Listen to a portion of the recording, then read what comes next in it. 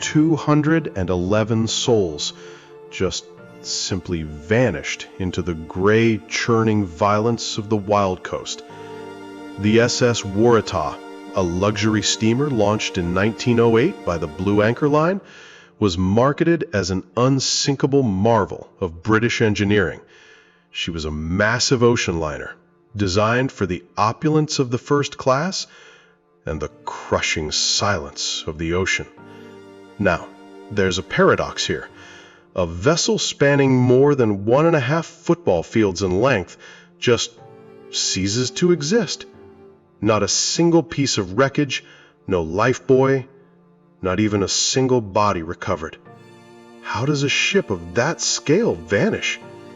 I'll show you why the experts disagree on the ship's stability and the specific environmental conditions that essentially erased her from the map. If you enjoy these mysteries, consider following the channel. But there's one detail that makes the silence even more deafening. The Waratah was meant to be fitted with a radio upon her return from her second trip to Australia, but she vanished before that upgrade. She was alone, until she was suddenly not. Durban Harbor, 1909. The Waratah sits heavy in the water, 456 feet of steel and ambition. She was designed as an improved version of the Geelong, which at the time people called the Geelong, a ship with a rather boring, uneventful career. Captain Joshua Edward Ilbery had previously captained the Geelong, and now he commanded this beast. She was a combination cargo and passenger liner, a hybrid built for two different worlds. On the outward leg from Europe, the cargo holds could be converted into dormitories to hold about 700 steerage passengers. In total, she could carry 1,000 passengers or 15,000 tons of cargo, which is roughly the weight of nearly 3,000 African elephants, while maintaining a speed of 13 knots. Inside, though, the contrast was jarring. There were 100 first-class cabins, 8 state chambers, and a music chamber. The main saloon was a vision of luxury, decorated with the ship's namesake flower, crimson Waratahs.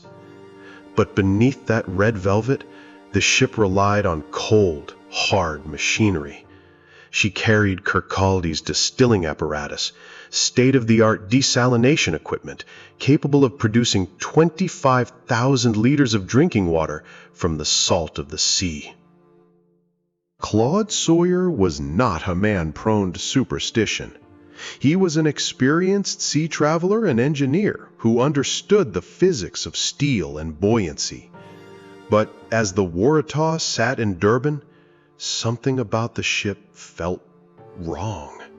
He didn't just suspect it, he felt it in the marrow of his bones. Sawyer sent a telegram to his wife, stating clearly that the vessel was top-heavy. Then came the dreams. In a single night, Sawyer claimed to have had the same nightmare 3 times. He saw a blood-stained figure rising from the sea, a sword gripped in his left hand, a blood-saturated rag in his right. The figure appeared, stared, and then vanished back into the depths. Sawyer knew he couldn't stay. He tried to convince fellow passengers Alexandra Hay and John Ebsworth to leave the ship in Durban with him. They didn't listen. Claude Sawyer became one of the few who walked away from a voyage that would end in absolute silence. July 26, 1909, at 8 p.m. The Waratah is released from Durban, cutting through the dark water toward Cape Town. On board are 211 passengers and crew, with 6,500 tons of cargo settled deep in her belly. Captain Ilbery is at the helm, a man who already commanded the Waratah's sister ship, the Geelong, and brought decades of experience to the bridge. The plan was simple: leave the coast behind and arrive in Cape Town on July 29th. On the morning of July 27th, the ship crosses paths with the SS Clan McIntyre. The two ships exchange signals across the gray swell. The Waratah reports strong southwest and southerly winds, but the message is clear: there are no issues. From the deck of the Clan McIntyre, the Waratah looks strong. She is upright, steaming fast at around 15 knots, slicing through the waves with a confidence that borders on arrogance. At 9:30 a.m., she is sighted for the last time. She is in the vicinity of the Zora River mouth. Then she simply vanishes into the mist. The sky didn't just darken, it collapsed. After the exchange with the Clan McIntyre, the weather on July 27th turned violent. The captain of the Clan McIntyre reported that this became the worst storm in 13 years at sea. It was a wall of noise and gray water, with winds screaming up to 50 knots, nearly 100 kilometers per hour, and waves towering up to 30 feet, the height of a 3-story building. Nearby, the ship Alova was fighting for survival. Its deck cargo was swept overboard, and the captain was forced to jettison 30 tons of coal while listing off danger point just to stay afloat. But while other ships fought and survived, the Waratah simply stopped. No distress signal, no debris, just a sudden, absolute silence where a massive steel vessel used to be. August 1st, 1909. The first search for the Waratah began with the tugboat T. Fuller. Soon, the Royal Navy stepped in, deploying HMS Pandora, HMS Fort, and HMS Hermes to scour the coast. While searching the area of the last sighting, HMS Hermes suffered hull damage from the rough seas. The Blue Anchor Line didn't stop. They chartered the cargo ship Sabine, which conducted a systematic 88-day search covering 14,000 miles, more than half the circumference of the entire planet, of empty water. Then came the false hope. On August 10th, 1909, a report reached Australia that a Blue Anchor vessel had been spotted near Durban, but it was not the Waratah. By December 1909, the silence was official. Lloyd's of London listed the vessel as missing. Thousands of miles of ocean were searched. Nothing.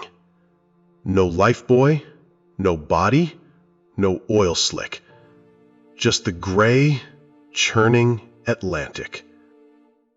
The failure of the search was not due to a lack of effort, but to the nature of the terrain. The wild coast is a graveyard of ships, a stretch of coastline where the Agulhas Current meets opposing winds, creating treacherous, unpredictable seas. 211 lives were extinguished within reach of the shore, yet the sea managed to keep every single secret. The 1910 London inquiry attempted to make sense of the vanishing. The experts were divided.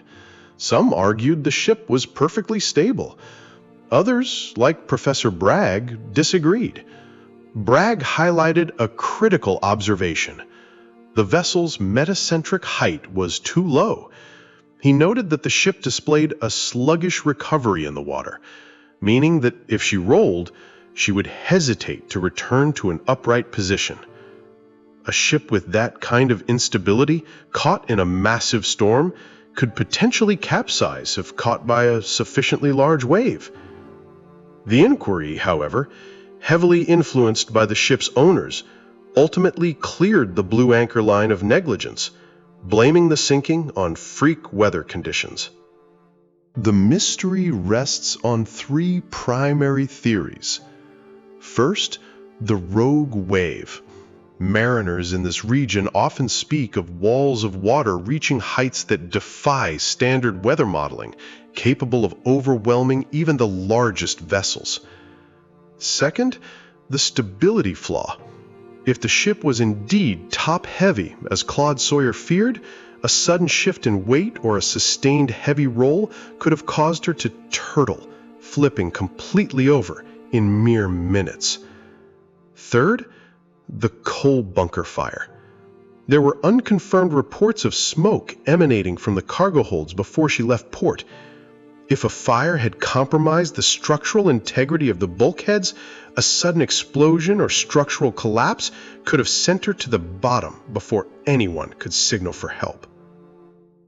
There was a witness whose voice was silenced by the official proceedings. Joe Conker, a soldier stationed on the shore, later claimed he saw the Waratah battling the storm. He described a massive ship struggling against the mountains of water, then listing violently to one side. He watched, helpless, as the ship disappeared beneath the waves, not sinking gradually, but rolling over and vanishing in a matter of seconds. The inquiry dismissed his testimony, labeling him a confused observer. When a ship sinks gradually, there is a chance for survival. Boats are launched, flares are fired, and life vests are donned. But if the Waratah truly turned turtle, she did not sink. She was swallowed. She went from being a vessel of commerce and luxury to a tomb in the time it takes to draw a breath. In the modern era, the mystery has only deepened. In 1999, explorer Emlyn Brown claimed to have found the wreck of the Waratah on the seabed, identifying the steel hull in the darkness. Yet, when sonar and imaging technology were brought to the site, they found only rock formations and geological echoes. The ship remains elusive.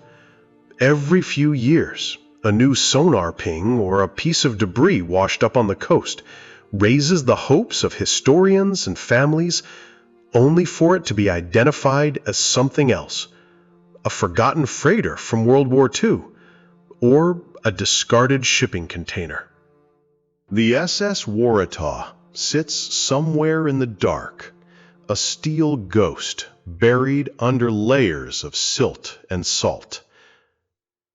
Does she lie shattered on the floor of the wild coast, or is she still drifting in the mind of those who refuse to let the silence be final? Thanks for listening, and we'll see you in the next mystery.